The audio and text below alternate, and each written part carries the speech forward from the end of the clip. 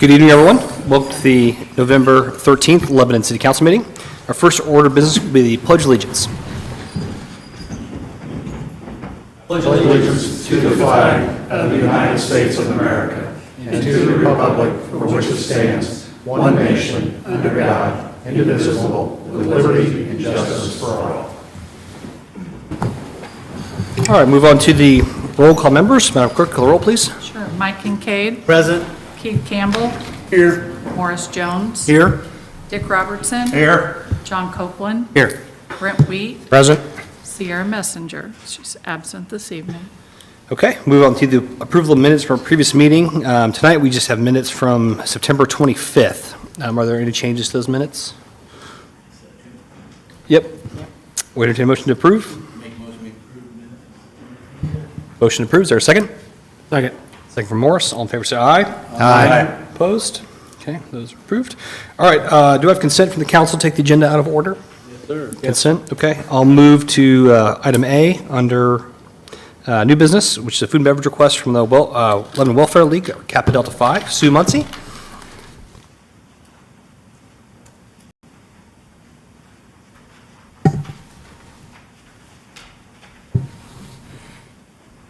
Good evening, everybody. I'm Sue Muncie. I'm with Kappa Delta Phi Sorority and Lebanon Welfare League. This is the 86th year of this project for the food for the families in Lebanon, and it just doesn't seem possible that it's gone this fast. Not that I know all 86 years. We are a nonprofit 501c, and we are very fortunate to have families in Lebanon that do help the needy, but we also need help, and that's why I'm here tonight for the Food and Beverage Committee. Everything that we purchase, it's bought by all monetary donations. We have 15 active members, and we do all the packing, do all the mail work, all the footwork that needs to be done.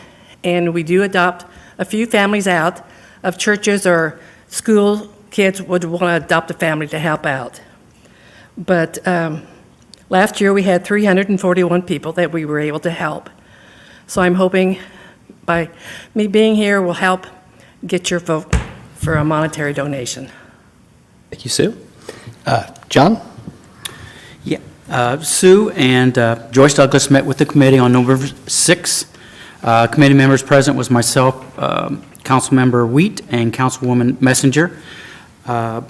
Both Joyce and Sue made presentations. As they said, this is the 86th year of helping those in Lebanon. They started in 1937. Yes. All food purchased for this event will be locally purchased through Aldi's, IGA, and Kroger's. Like she said, 341 people last year, 68 families. They also have a program called Adopt a Family Program, and that's something where Sue, if you contact Sue personally, she will give you a name of a family or a number of people and things like that, what they're looking for, and you as an individual or you as a family can purchase for that particular family as well. So it can go above and beyond what they're asking for tonight. They are in need. One of the things they mentioned is, why did we come early this year? And there was a great reason this year. They're trying to get all the sales. Last year and every year you wait till December or something like that, and the price, everything goes up because it's the holiday season. So this year they wanted to start early. They figured the more money they save, the more product they can buy and help more families that way. So I think it's a great idea that you came up with. And with that, the committee did make an approval. And with that, Brent, would you like to make a motion? I'll make a motion. We give $1,500 to the Welfare League Kappa Delta Phi. We have a motion. Is there a second? Second. Second from John. All in favor, say aye. Aye. Those opposed? That is approved. Thank you, council. And thank you, you. Sue, and thank you, Appreciate Joyce. it. Thanks for all you do. We really appreciate it. Okay, we'll return to our agenda now. Return to old business. First item up would be ordinance 2023-17, which is the Patterson Street TIF bond. This is on second reading, but this was put on the table, so I need a motion to take resolution 2023-17 off the table. Is there a motion? No, take it off the table. Take it off. Motion to take it off. Is there a second? Second. Motion a second. All All in favor, say aye. Aye. Okay. 23-17 is now back on the agenda and can be discussed. So, again, this is the Patterson Street TIF bond. So, Rob, can you reintroduce this for us, please? Yep. Thank you, Mayor, Council. Again, this is a project that I think most of you are familiar with. It's gone through the process. It's been in the making several years now, really, since we first started. We had first reading a while back here now, a few weeks ago, so I'll hit the highlights for you. Again, this is over on Patterson Street, the building. They've actually had a demolition over there in construction. This is for the authorization of the city to issue taxable economic development revenue bonds, again defined as Patterson Street project. Patterson Street Partners are LLC is the developer, and it's asking the city again to issue economic development revenue bonds in an amount not to exceed $700,000. And it's for the purpose of financing all or a portion of the cost of approximately 72,400 square foot speculative building and other improvements located at 320 North Patterson Street. The principal and interest on the bonds are going to be paid solely through the TIF revenues. And this council finds that the financing of this project results in the diversification of industry, the creation and retention of jobs, as well as other business opportunities in the city. On November 13th, 2023, the commission conducted a public hearing in accordance with Indiana law and adopted its resolution finding that the financing all or portion of the project complies with the purposes and provisions of Indiana law, and such financing will be of benefit to the health and general welfare of the city.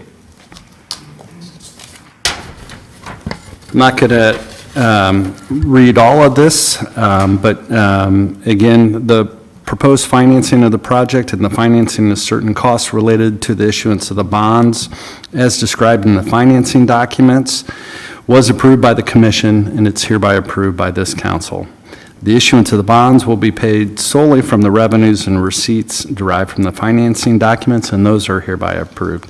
And again, the bonds will be in an aggregate principal amount not to exceed $700,000. The mayor and the clerk treasurer are authorized to basically take any and all actions that are set forth in this ordinance, as well as the financing documents. And again, this bond ordinance shall be in full force and effect upon its adoption. Thank you, Rob. And for those watching at home and in the audience, just a reminder, so this was part of the redevelopment of the old Prairie Industries building. If you can imagine, I think there had been industry there since the late 1800s on that site. So as you can imagine, there were some significant environmental concerns that needed to be remediated, hence the need of why we wanted to partner with the developer to help kind of close that gap instead of having a vacant and blighted building. Obviously, having a new opportunities from buildings that provide easy for companies to move into place. And as we hear constantly from the IEDC and the Boone County Economic Development Corporation, speed to business is very important these days, right? So having a building already built is very helpful from that standpoint to attracting more jobs and companies to Lebanon. So again, this is a long project, and we started this in 2019, 18. So COVID intervened for a little while, things like that, but this is kind of the final step. So appreciate the council's consideration of this, and if there's any questions or discussion from council, happy to hear it. No, sir. Is there any public comment concerning ordinance 2023-17? Okay.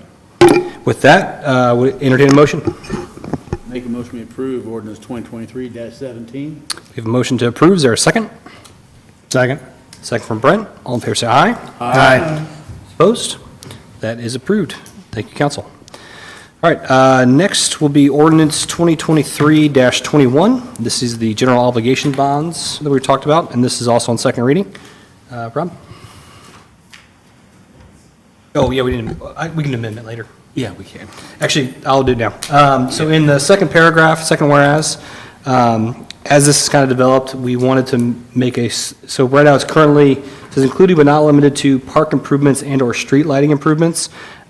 We wanted to add the words limited to, so add road, comma, trail, park, and park improvements. So kind of a little bit broader, but also because there's some things, projects we've talked about with our city engineer. We're not really sure if it's technically a road project or a trail project or a park, so it's kind of a little bit in the murky there. So just a additional kind of broadening it a little bit, but it's, so it would say road, trail, and park improvements and or street lighting improvements. So it's those, between those four categories essentially is how that would be spent. So with that, if there's a motion to amend to add the road and trail wording. Make a motion, we amend the words that you just spoke. Yeah. We have a motion to amend. Is there a second? Second. Second from Dick. All in favor, say aye. Aye. Opposed? Okay. Ordinance now amended. All right. Go ahead, Rob. Yeah, and thank you, Mayor, Council, and also we have representatives from Baker Tilly here too, if you have any questions for them. Annika and Sam, I'm sure can answer some questions too. So ordinance 2023-21 is for the authorization of the issuance of general obligation bonds for the purpose of providing funds to pay costs of certain capital improvements, as the mayor just alluded to. This council now determines it's necessary to finance all or portion of the costs of construction or installation, acquisition, and equipping of certain capital improvements within the city, including road, trail, park improvements, and/or other street lighting improvements. And that's all defined as a project. The city has obtained estimates of the cost of the project, will advertise for and receive bids for those projects, and this will not exceed $550,000. This council find it does not have the sufficient funds available provided for in the existing budget to be applied to the cost of the project. So therefore, it defines it's advisable to authorize the issuance of the general obligation bonds in amount not to exceed $550,000. We went through this last meeting, but again, each of these sections, this council finds at several pages, but section 1 sets forth the determination to proceed, the declaration of intent, and the authorization detail of the bonds, and that goes through pages 3, 4, 5, 6, and then stops at the top of 7. 7 discusses the form of the bonds, which is attached as Exhibit A, and Section 3 addresses the sale of the bonds. On page 8, Section 4 addresses the preparation of the bonds, as well as then defeasance. Section 7 discusses the bond payment fund and various tax covenants and representations that are in pages 10 and all the way to 11. And then Section 9 deals with the debt limit not exceeded, and Section 10 deals with the additional appropriation of the bonds. And again, this ordinance shall be in full force and effect from and after its adoption. Thank you, Rob. Ordinance been read on second reading. Kevin, could you give a 2-minute highlight of the projects we're talking about with this bond, just to kind of make sure people know what we're talking about? Yeah, absolutely. There's a couple of projects that are potentially on the list that we're considering. There's a host of various park improvements that I'm afraid I can't speak to, but Mr. Messenger could possibly also speak to those. Same thing with lighting projects. I think there's a general consensus of developing lighting projects where there isn't good, adequate street lighting. So those are in various locations throughout the city. In terms of the other potential projects that I've been tracking, there is some intersection improvements at Elizaville Road and Elm Swamp Road. That's an intersection improvement that was kind of done in a temporary fashion a couple of years ago with some pavement delineators and pavement markings. We would potentially be looking at making those more permanent, removing pavement, installing curbs, and those improvements to upgrade that intersection. The other project that I've been looking at from a capital improvement standpoint is also a project that would bleed over into those park improvement categories, and that would be the really looking at Anderson Lane between 39 and Elm Swamp Road, and trying to reduce the lane widths and create enough room on that pavement so that we could add an additional curb and parking and drive delineators to install a trail on the existing asphalt pavement that lies there. So essentially, putting that project on a road diet and striping and delineating a pathway along that corridor. So. The area, though, we've identified kind of as one of the kind of prime areas for the street lighting would be in the Hoosier Estates area as well, too. That's kind of one of the neighborhoods we've targeted. Some lighting up there would be helpful. So some of it kind of depends on how much the projects cost and how we can stack into this bond, essentially, too. It's kind of, we're not exactly totally sure. So maybe kind of a pick and place on which ones we can do, but that's kind of the initial vision to try to get those accomplished with this bond. So, any questions for Kevin on that? Yeah, on Anderson Lane, are you Yeah. going to resurface that? Yes, it would most likely be associated with a resurfacing. That might not happen exactly with this project. That may be just part of the normal pavement resurfacing program through our typical community crossing applications that we would also submit as well. So it wouldn't. So I guess what I'm saying is that yes, but it wouldn't necessarily be tied to the revenues and the proceeds generated by this bond.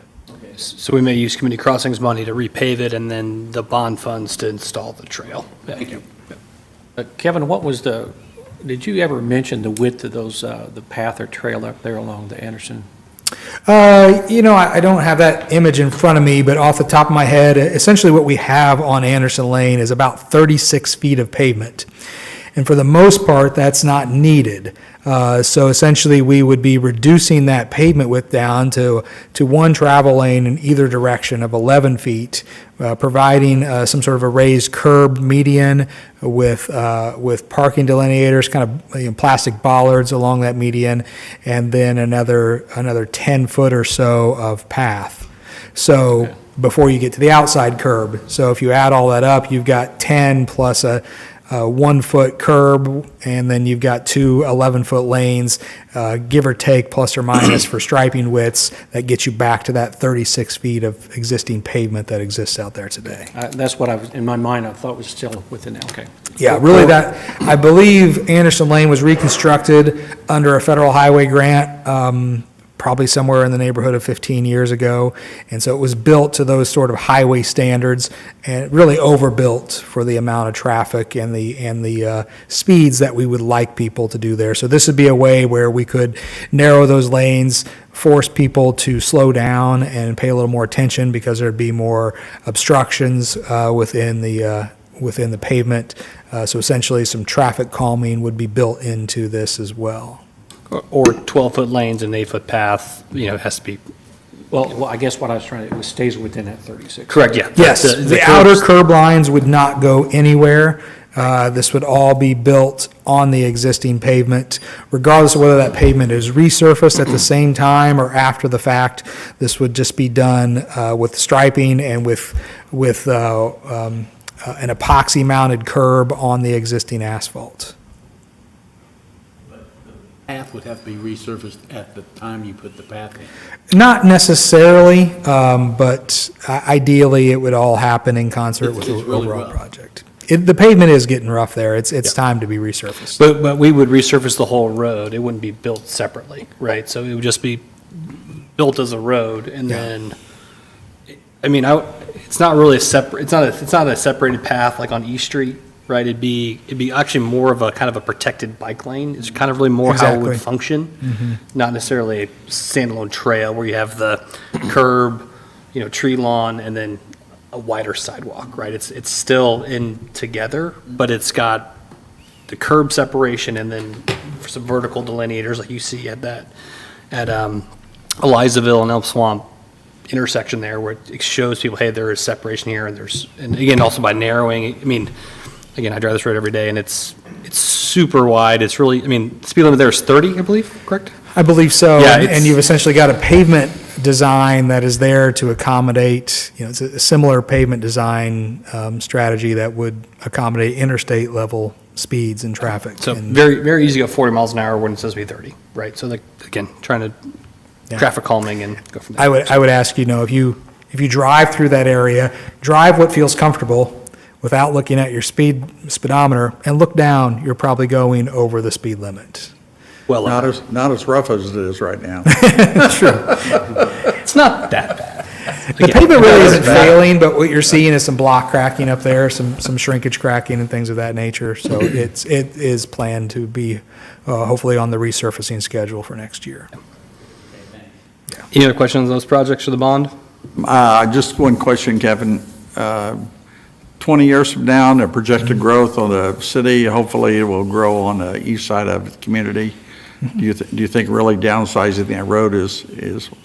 I do. I know it's wide, and I know it's Yeah. wide enough to put a middle turn lane in either direction, and there's Yeah. really no place to go, other than.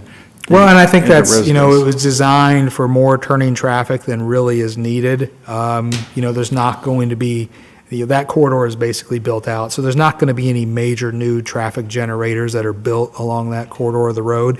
Will there be additional traffic generated to the east of there? Absolutely. But I think what I would point out is that 2 lanes of traffic can 2 lanes of pavement can carry a lot of traffic. It's really the intersections that come into play when we're trying to accommodate the growth of the city.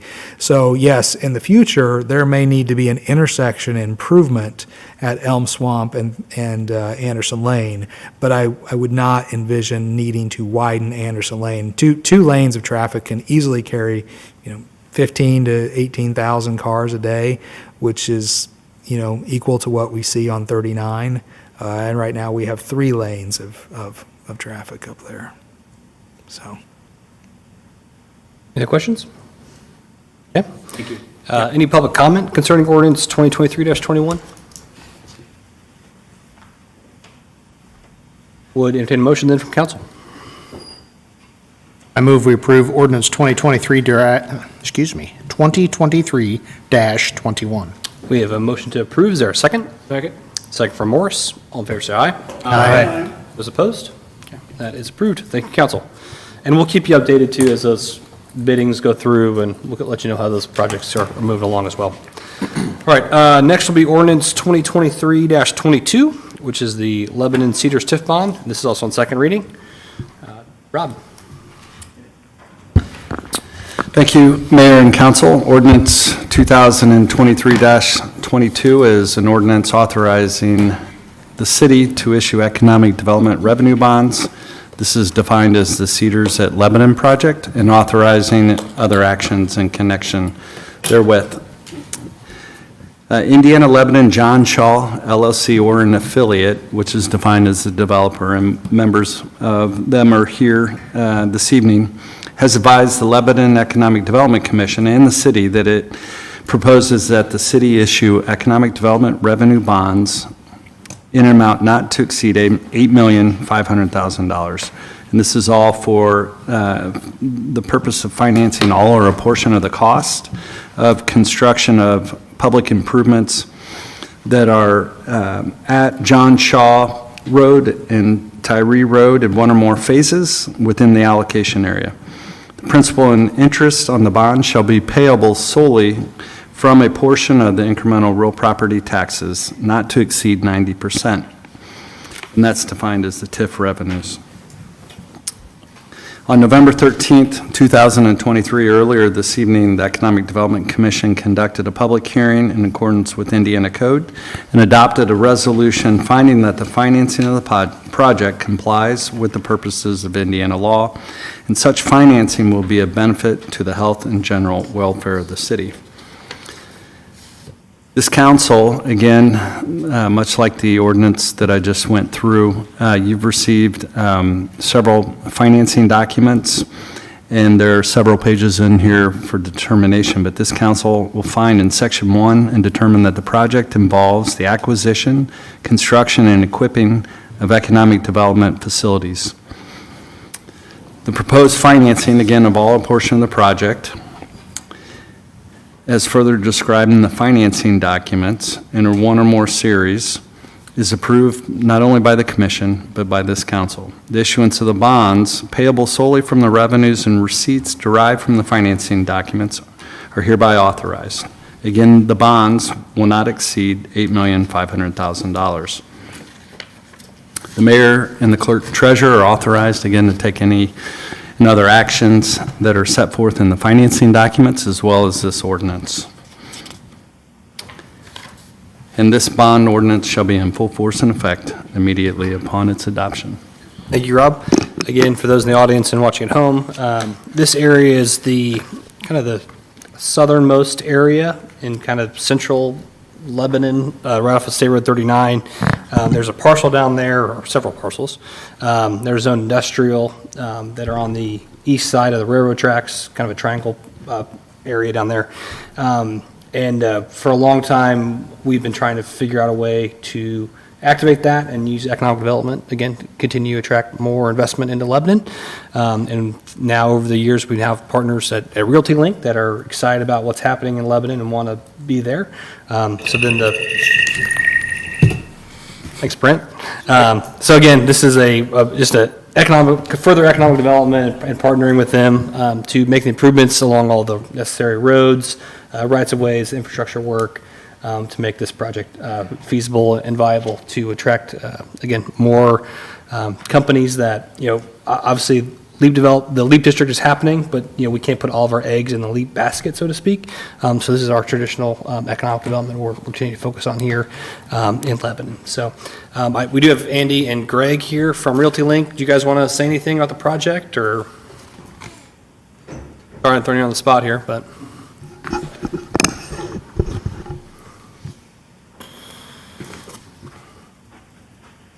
Good evening again, and Mayor Gentry, thank you, and the council, thanks for your time tonight. Again, I'm Greg Heary with Realty Link. I appreciate our meeting a month ago or so. Not a lot has changed on our end. We are working towards a couple of loose ends following this approval to try and close on the rest of the land before year's end, with a goal of, depending on weather, breaking ground most likely in the spring of next year on the project and getting underway. So. Again, I open up to any questions anybody has. Happy to fill you in on any questions you might have, so. Questions for Greg? That's all good? Yeah. Okay. Thank you very much. And thanks for coming down. Claire, anything from the Boone EDC we want to say? Putting you on the spot too?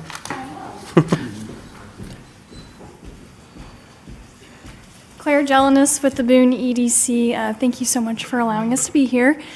We've been working with Realty Link for about 1.5 years now, so we're excited for a really good partner to come alongside us. We believe that this parcel is a really big asset to the community. Like Gentry said, just speed to market is really key right now, and so having more assets in the building portfolio to submit for leads is really great, and I think it'll push us over the edge. We've received 65 leads over the last quarter, so I anticipate it being around that similar number, so we're really excited. I'm happy to answer any questions about what the Boone EDC is doing and our role in this partnership too. Claire, when you get those leads in, about what percentage of those leads are asking for an already existing building? I would say at least 55%. Claire, And that, oh, sorry, go ahead. well, for those watching at home, tell them what the Boone EDC stands for. Boone County Economic Development Corporation. Sorry, we always talk in acronyms. Any questions for Claire? Okay, thank you, Claire, appreciate it. Thank you. All right, any further discussion from council? Any public comment concerning ordinance 2023-22? Okay, I would entertain a motion from council. Make a motion, we approve ordinance 2023-22. We have a motion to approve. Is there a second? Second. Second from Dick. All in favor, say aye. Aye. Those opposed?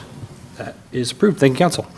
That concludes what I have for old business. Is there anything from council? Nothing from me. Okay. New business then. Next item will be item B here, which is resolution 2023-31, which concerning the Lebanon membership in the Central Indiana Regional Development Authority. And this is my resolution. Rewind the clock a little bit here. The state of Indiana started a initiative called the READY Grant, essentially regional economic projects that the state tries to partner on local communities with that have a regional benefit. This was, I think, a pot of money, I think $500 million the first time around with READY 1.0.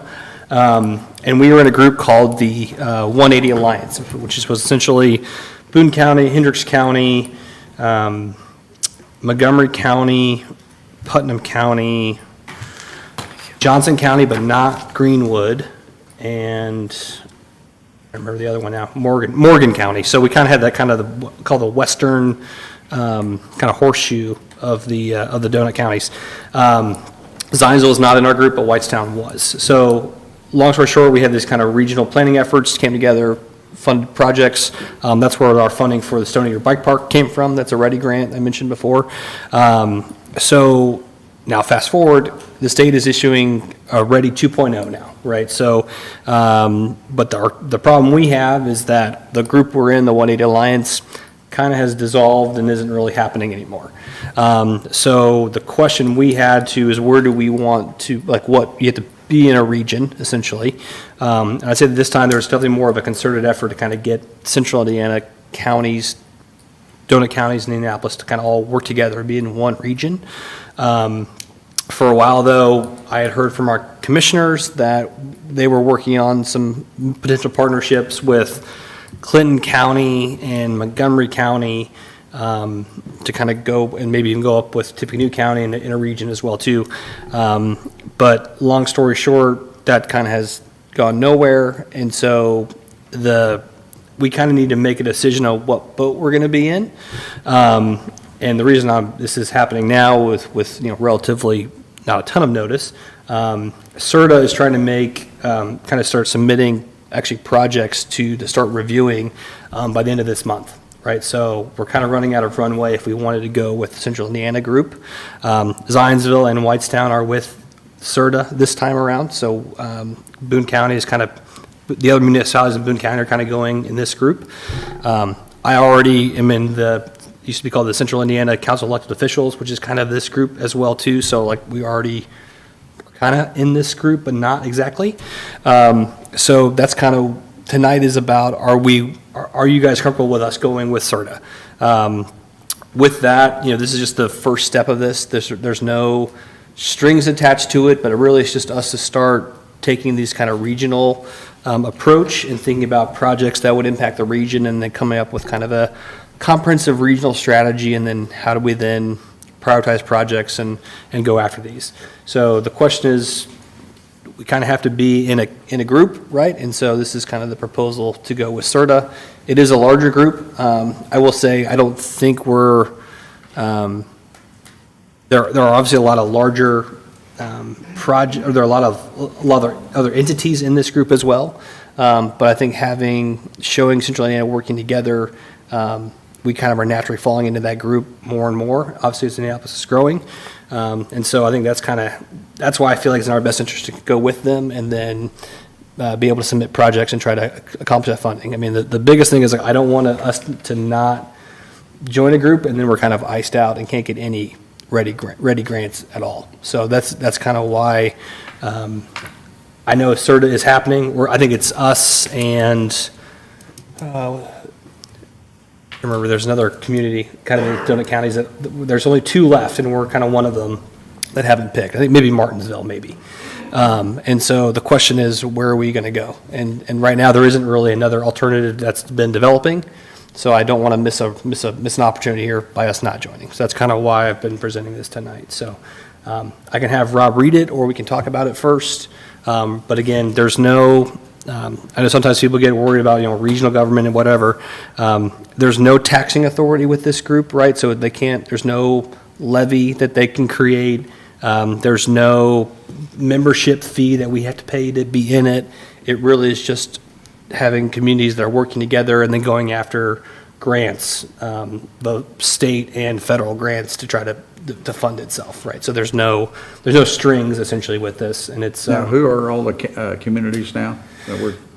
So Indianapolis, Westfield, Carmel, Noblesville, Fishers, Greenfield, Franklin, Shelbyville, Danville. I mean, it's yeah, it's the whole 9-county donut region. Okay. I can't remember if Anderson's not in it, but maybe Madison might, I can't remember, but yeah, so it's Right. kind of the donut counties. Right, donut counties. All the ones in Hendricks County, they're in it as well too, and a lot of times it's both the counties and the municipalities both. I don't know what Boone County is going to do. They theoretically could join a different group if they wanted to, but again, as I mentioned, Zionsville and Whitestown are in CERTA already as well too, so. I think logistically, it makes sense to be in that group, and then we already have ongoing relationships with those individuals, those entities. Yep. And so, we can leverage that, so I say we join. Yeah, that's kind of what I'm thinking as well. And again, I think again, there's no cost to it really. It's just us saying, hey, we're going to work with this group. So, I know we kind of always straddle kind of the Lafayette area, Indy area, and something we're always sensitive to, but, yeah. This is only good as long as there's money available for the program, correct? So it is a 5-year commitment because because that's kind of the minimum they ask for, a 5-year commitment, because it's not just for Ready 2.0. They do want to go after, there are actually lots of federal funds, grants the federal government puts out that actually many communities and regions don't. I mean, there's actually unspent money by the federal government, which is always surprising, but there is, just because regions don't apply for it. So this isn't just about Ready, but Ready is kind of the reason we have to make a decision on it, but it's not the only potential funding source that we could access, right? So we could also layer in other federal monies that this grant would or this group would help coordinate those regional efforts that, we would get. If we have a project that matches that grant, they would help us get that grant and administer it, because it's all being administered through the MPO is kind of helping do all of the. So you're our representative on the board? Right? On the committee? To be determined. I don't think, it could be, but it doesn't necessarily have to be. I think that decision is made after City we. needs somebody. So, Well, yeah, we would send Right. somebody, but yeah. What about the infrastructure? Who's applying for the grants, who's writing the grants, who's administering grants? Is that going to fall in the scope of somebody, say, if Lebanon gets a grant, will it fall in the scope of us, or is there going to be additional infrastructure that needs to be created to administer all that? Yeah, so it's being administered through the Indianapolis Metropolitan or the Metropolitan Planning Authority, so the organization, MPO. So it's the Indianapolis MPO is the administrator for it, and they're kind of handling call it grant administration of it, the process for it. And then I think potentially the city of Indianapolis and maybe some of the Hamilton County groups are maybe funding the hard costs of if there's some consultants, things like that. But we're not being asked to fund any of that. That's strictly just funded with grants itself, that they would pay back itself with those funds. And I think, like I said, they've been fronting that themselves if there is any funding required of them. So it's nothing from us, it's some of the large communities and the MPO doing that.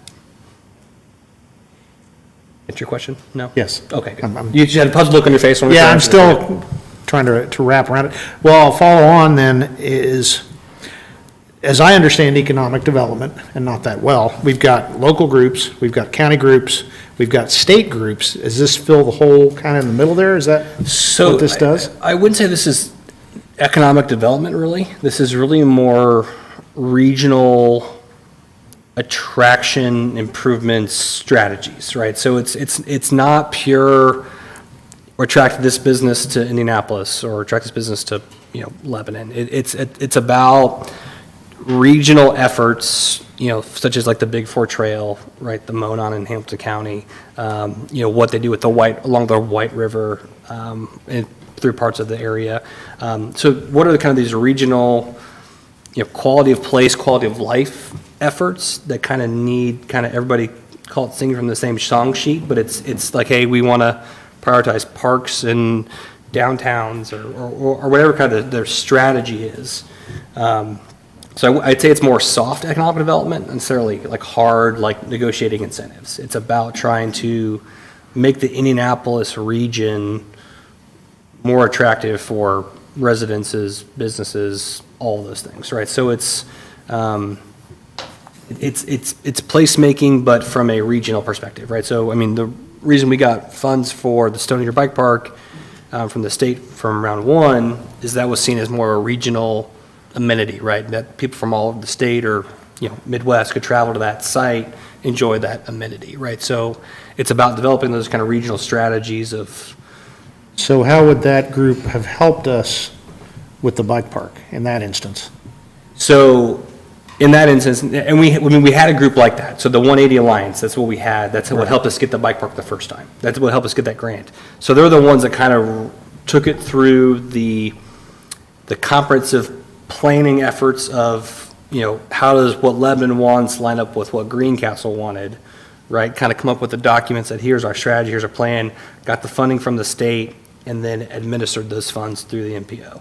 So this is a similar strategy. It's kind of all of us looking at the Annapolis region as a whole, saying what are our strengths, what are our weaknesses, and how do we do different approaches to highlight our strengths, but then also kind of maybe correct some of our weaknesses as well. How do we take that approach? So it's again, it's a different concept, thinking more regionally, but it's also it's not so different, right? Because it's still promoting what we want to see here to make Lebanon better, but also thinking also on a bigger scale too of what amenities can Lebanon have, or what does Noblesville have to help the region? What does Lebanon have to help the region? What does Plainfield have to help the region? So kind of that larger regional perspective is the goal.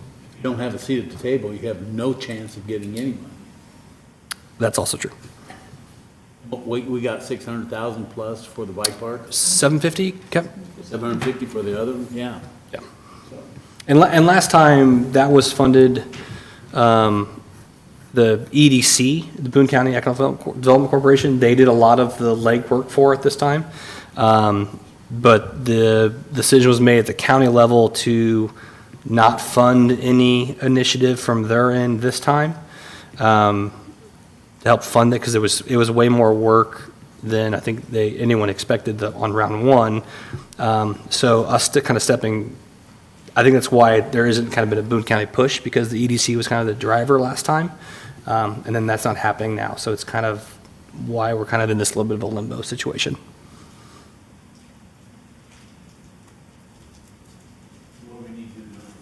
Well, I'll have Rob read the resolution, but if we want to, essentially this just raises our hand. We still have to be accepted by CERTA.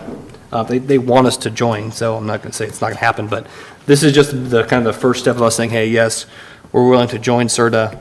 And then we'll start working from a staff standpoint of submitting what our projects are and what we think we could accomplish, kind of getting into the hopper, so to speak, and then that'll kind of develop over the next, call it 6 months or so, and then go through that process of hopefully getting the award of the grants and determining all that stuff. So, because that group will then kind of look at the strategies for the region, and then kind of rank the projects based on what best serves the region. So yeah, I'm not promising we'll get any funding out of this, but we have a better chance of getting some funding for something if we're there versus if we're not. So I guess the reason my brow is furrowed is it going to end up costing us a bunch of money without bringing any benefit back? there's no cost to us at all. Now, never say no cost. There's no membership cost. It's not again, this is all modeled on what's called the Region Development Authority statute, right? They have some in Northwest Indiana, some in Fort Wayne. So they're always funded with grants and funding that way. It's never been funded with, Lebanon writes a check for something. That's not how it's structured. That's not what it would be. Yeah, correct. Yeah, it's time and because it's kind of under the MPO, which is kind of what they do already, right? Yeah. So it's kind of. Could the state ever revisit and give them taxing authority? I don't believe so. Not under how it's. I mean, the state. I'm asking a crystal ball the question state there, can always but- do anything, but they don't. Sure. They don't have taxing authority with it. There would have to be an act of the legislature to do that. But then, again, that's whenever I've been told like that's not the mission of this. It's to go after grants, to go after money that's not. That's there. That just isn't ever being claimed. This kind of goal. So, okay. Rob, have you read it? Thank you, Mayor and Council. Resolution 2023-31 is a resolution authorizing the City of Lebanon to become a member of the Central Indiana Regional Development Authority. Whereas on or around March 18, 2020, Governor Holcomb signed Public Law 83-2020, which allows eligible political subdivisions located in the Indianapolis-Carmel-Anderson Metropolitan Statistical Area to create the Central Indiana Regional Development Authority. That's defined as the development authority to carry out the powers as described in the Act. The Development Authority is a separate body, corporate and politic, that shall carry out the purposes of the Act. That includes acquiring, constructing, or equipping, financing projects and facilities for the benefit of the members of the Development Authority, funding and developing projects like airport authority projects, commuter transportation, other rail projects, regional transportation authority projects and services, and economic development projects, and regional trail or greenway projects. The Development Authority has the power to do, among other things, finance, improve, construct, or reconstruct, purchase, acquire, or equip land and projects that are of regional importance. Finance and construct additional improvements to projects or other capital improvements owned by the Development Authority. Construct or reconstruct highway, roads, and bridges, acquire land, and other matters that are set forth in this paragraph. And again, this authority, Development Authority, may be established by one or more counties and one or more municipalities and adjacent counties set forth in this council for the city now desires to become a member of the Development Authority. And therefore, being it resolved that the council authorizes the city to become a member of the Development Authority pursuant to the Act. The council shall be a member of the Development Authority for not less than 5 years. The council shall adopt a plan by separate resolution, which resolution shall be substantially similar to the resolutions of other participating members of the Development Authority.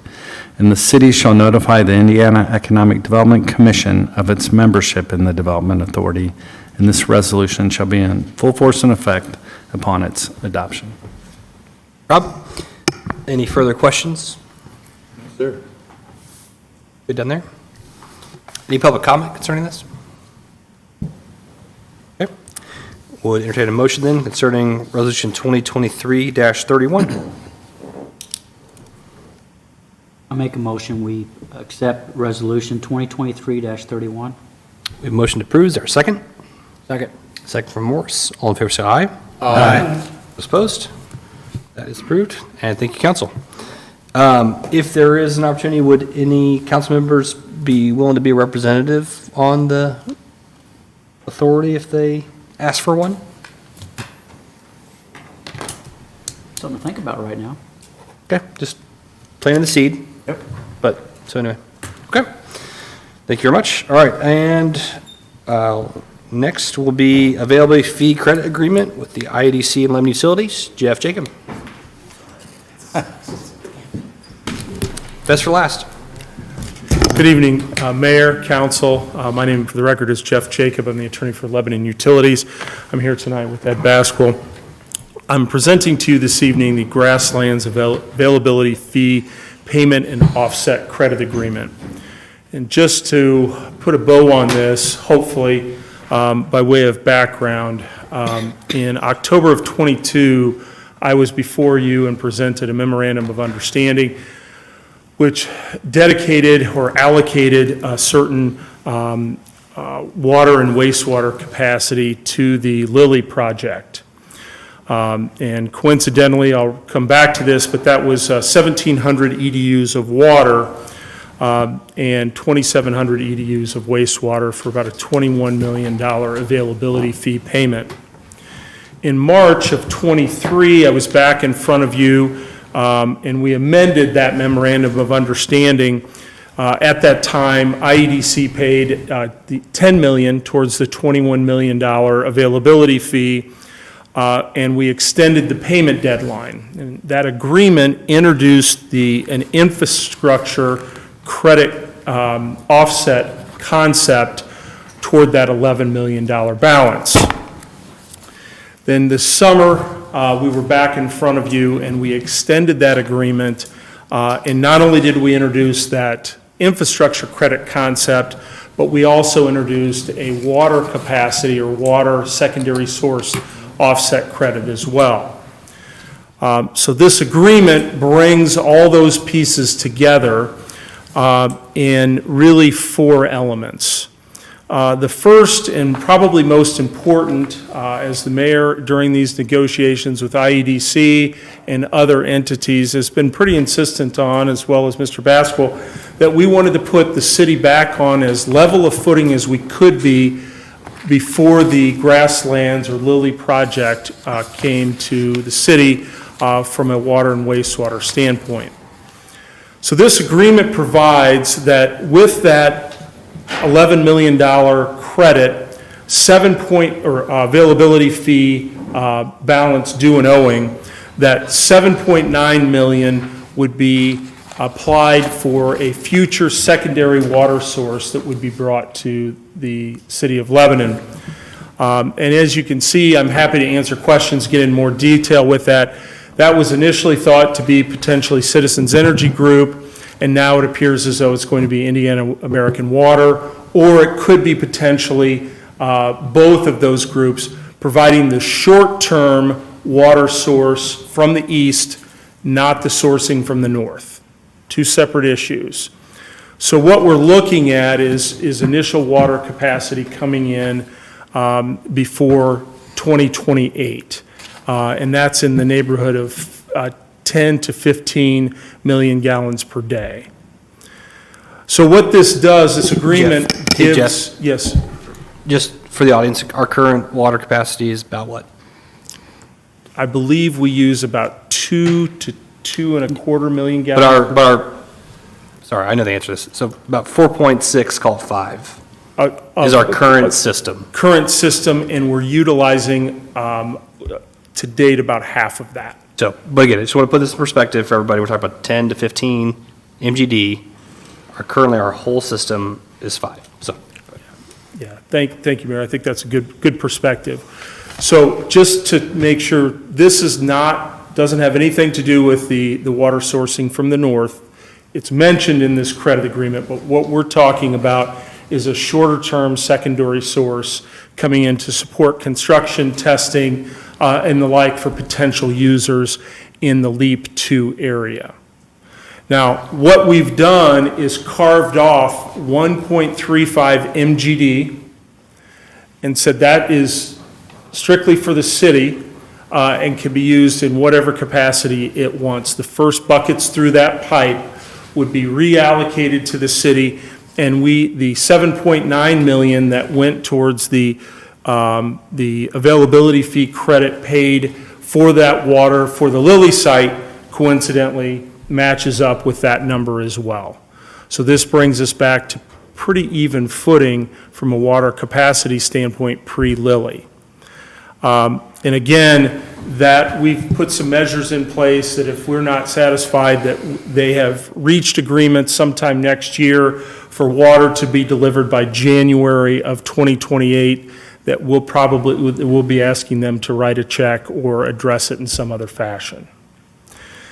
The next element of this agreement is the Lebanon Utilities staff identified 4 sister wastewater projects that IEDC was working on that we sort of piggybacked on, and for the benefit of our current system and current ratepayers.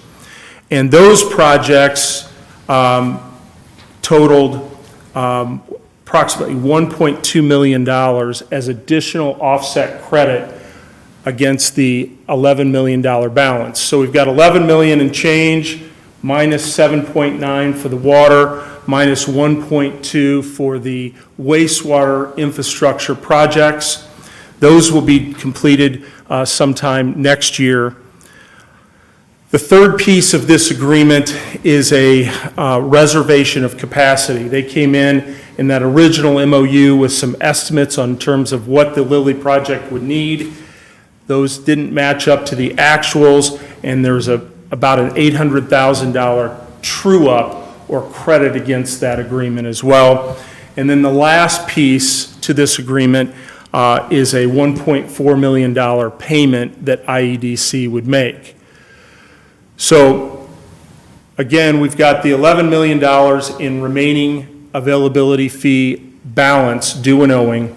We've subtracted from that the 7.9 for the 1.35 million gallons of water to be delivered by 2028.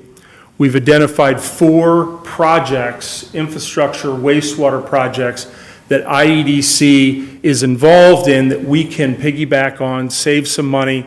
Again, though, those projects are for the benefit of the current system, not related to Lilly, LEAP. This is improvements that we saw for the existing wastewater infrastructure.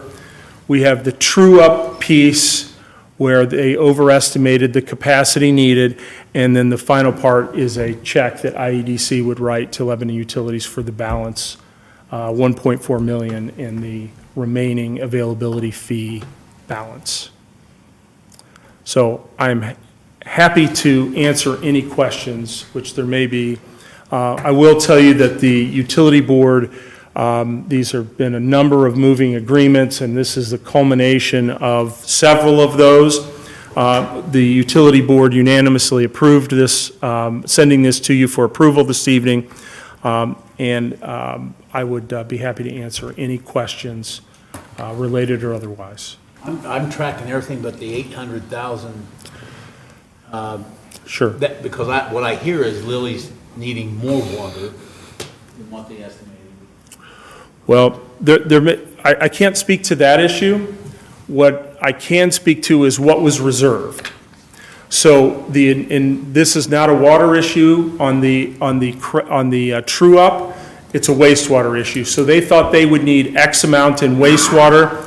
They need X minus 1, and the difference in that capacity, the availability fee is 820,000. I was thinking it was water. No, this is just that was on the wastewater side. Yeah, because it's a little unique too, because the IEDC paid for the availability, or paid for the reservation and availability fees, and not Lilly, right? So it's a little, so going forward, if Lilly needs more water or more wastewater, they would be the ones paying, not the IEDC. That would be on their dime. I got it now. Yeah. What other questions? So just so I'm clear on the big piece, the big chunk, we're going to give IEDC the credit for the 7 million or whatever, and they're going to provide us with a pipeline to bring in water. Right? That's not quite. The pipeline pieces will be in front of you in the utility board in the coming months. Sure. And we hope to see that as we put a target date. We've got to have something next year from an agreement standpoint. This is simply the buckets of water coming through that infrastructure. So if you think back on our availability fee, we make water or wastewater infrastructure available for the end user. Right. And our end user still has to pay a monthly fee, but before they sign up, they have to pay that availability fee. What we're doing is saying, IEDC, you get us the pipeline to our connection point, and we don't have to pay you for that infrastructure, for the IEDC piece of that infrastructure. We don't have to pay any rates related to that other than pay that third party, potentially Indiana American, the monthly fee, wholesale fee for the water through the pipe. But we are claiming that 1.35 million gallons of water as our own. To replace is not the right word, but that's the concept, the water that was allocated for the Lilly project. So essentially, right, so if the IDC says, hey, we need 10 million gallons of water for LEAP west of 65, they have to build at least a pipe that's 11.35 MGD capacity, right? Because we get 1.35 of it, right? So like it's built in to what, essentially it's replenishing the buffer we have that we committed to Lilly, that it kind of puts us back. It's not depleting it's additional sourcing for us on that. It puts us back, squares us up in terms of a capacity pre-Lilly on the water side. And what if this sourcing doesn't come to fruition? Do we then go back to them and say, you owe us that money? Yes. Okay. In essence, we've got calendar year 2024, we think it'll be in advance of that, but that's famous last words. If we're not satisfied that IEDC has an agreement with Indiana American or Citizens or both for that secondary sourcing from the east, then we say, hey, guys, we've got to figure out a way to reclaim that money. Now, there is somewhat of a unique provision in there on how that would be paid back to us, and it's that pilot provision where they would nominate some land in LEAP, and the city would receive a pilot payment back off of that land that they would then funnel to the city. There's a variety of reasons that we did that in partnering with IEDC. And we are trying to be good stewards and partners with them. We think this agreement is very good for the city, and there's some other elements behind the scenes that they're doing that are just some good partner moves that they've made for the benefit of the utility. That's a unique provision. It's not just writing a check, but what we're doing is we're helping them with their budgeting process and their balance sheet, and we're hopeful that we would never get to that, and we think that's a low-risk item, and that's why we were willing to not be as hardcore in our insistence that you have to write a check. So I hope that answers that question. Yes. Now, this was kind of brought up in our meeting the other day, but the having the 1.35 coming through a pipe that we're only paying the usage charge on it, or we're not paying any wheel charge or anything like that through the pipeline, that's got probably more value to the utilities and the city long-term than probably that $7 million. Is that fair to say? Yeah, that's a great comment. There's no infrastructure fee or wheel rate. So a utility that sells a wholesale water, they're going to incorporate that infrastructure cost into the wholesale rate that they would charge, and we've negotiated that out of this in perpetuity. And there's some real value there as you think about expansion, into the future. So we're very pleased with that element of the agreement, and to no small part to the mayor and Ed in their discussions with IEDC. The other obvious question, I think, is the two water sources that are coming from the east, possibly one or two, do they have capacity? That's the obvious question.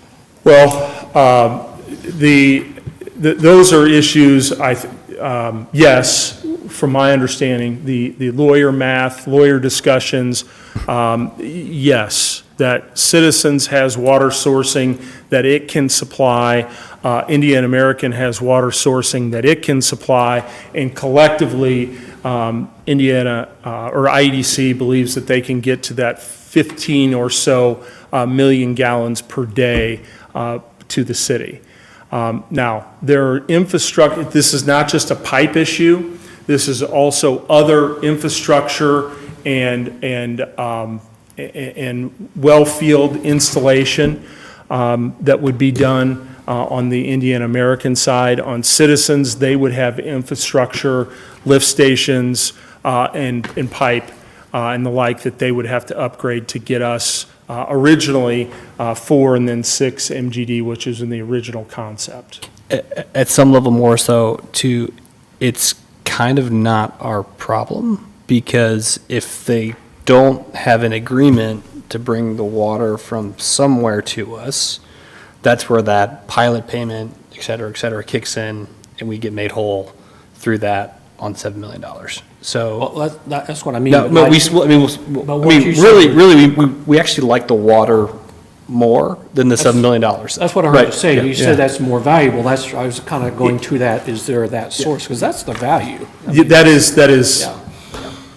is, in my parlance, that's cheap water when you think of the infrastructure costs and the sourcing issues, and that's a pretty good deal at this point, so. And will this be ready-to-use water, or do we have to further treat maybe a new plant or something like that? So I'm now going to venture into the deeper end of the pool on some of the engineering and technical comments. So right now, we don't have a definitive answer on who that third-party provider will be, whether it's Indiana American or Citizens. If we look at the Citizens sourcing, component. We'd gotten into some of those pieces. Yes, it was treated water. Yes, it matched that of Lebanon's quality, and we were very satisfied with that. There are some of those open issues that the technical folks are working through with Indiana American. We've had some, the engineering department, Ryan Ottinger, has had some initial meetings with them, but we are really wanting to roll up our sleeves and get into some of those issues. I'm confident that they will work through that. To answer your question, though, a little bit more directly, it will not be raw water that would be contemplated coming from the east. It would be treated in some capacity.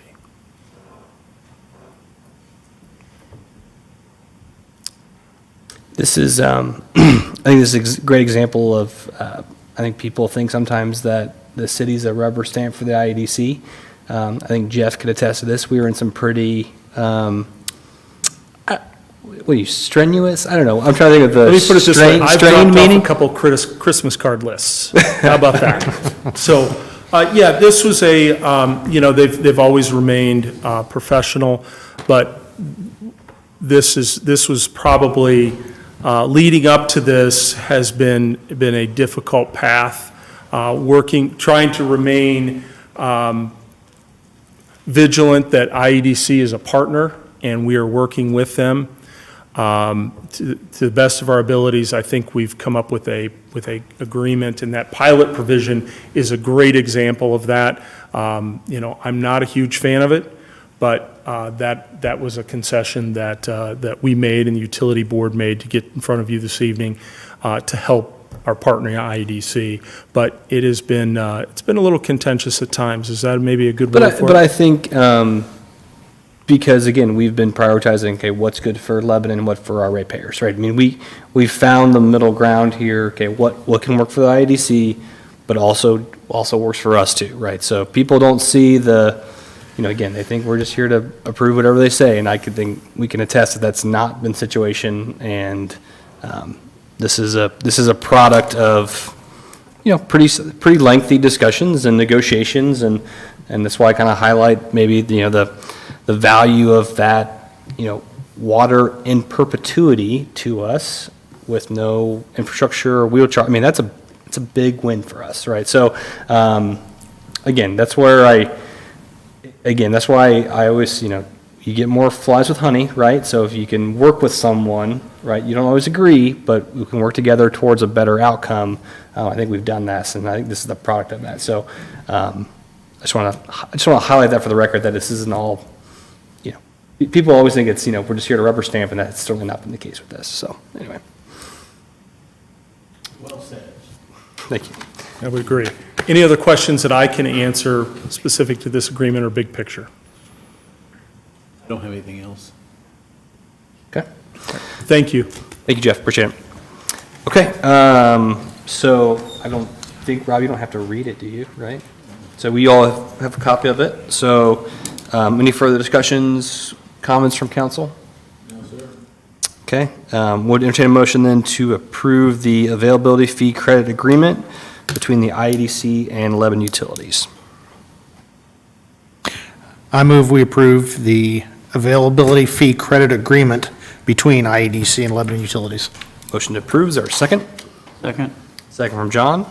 All in favor, say aye. Aye. Those opposed? That is approved. Thank you, council. Kevin, you don't have your item, correct? Or you want to say it? Yeah, just real quick. What was on the agenda is a standard, financial commitment letter like we make usually every year or every other year around this time of year when the notice of funding availability for those rural call federal aid funds for NDOT projects opens up. That project call is open right now. We are currently developing a project that would include the reconstruction of Noble Street from 39 to 32. It's roughly 3,900 feet of road, and we're just not ready at this time to put accurate numbers before you to make that financial commitment letter. So that will be before you at your next meeting on November 27th for your consideration. As I have numbers developed later this week, I will send those to you so you can begin to review those in advance of that meeting. And that's for 2028 roll call? 2028 funding is what that would be for fiscal year 2028. So we're talking really money that would need to be in place in 2029. So we're a ways out from this, but you have to get in line. You have to get your requests in line for these federal funds, and that's what we're doing. So So for some people, that's someone else's problem for another day. 'Cause I certainly won't be here by then, so that's fine with me. Any questions on that for Kevin at this time? Okay, that's all I have for new business. Anything from council? No, sir. Okay, any announcements or discussion? Okay, would entertain a motion concerning the claims. Make a motion, we pay the claims. Motion to pay the claims, is there a second? Second. Second from Morris. All in favor, say aye. Aye. Opposed? All right, entertain a motion to adjourn. I make a motion, we adjourn. Motion, is there a second? Second. Second from Dick. Brent had the motion. All in favor, say aye. Aye. Those opposed? Okay, our next city council meeting will be Monday, November 27th at 7:15 PM. We are adjourned.